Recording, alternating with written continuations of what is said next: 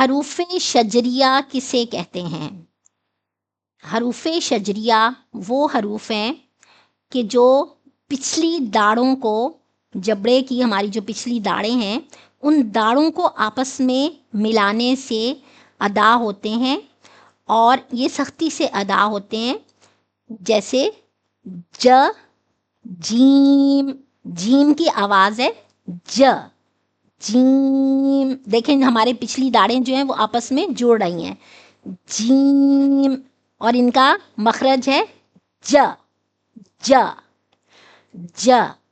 اسی طرح حرف ہے شین، شین، اور اس کی آواز کیا ہے ش، ش، اور اسی طرح ژ، ژ، اس کی آواز ژ، ژ، ج، ش، ژ۔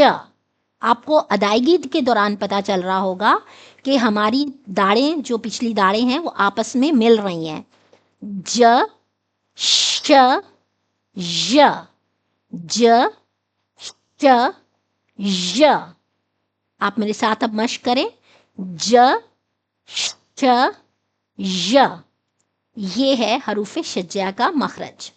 اب ہم اس کے بعد دیکھیں گے کہ ضاد اور قاف اور ق، اس کا کیا مخرج ہے۔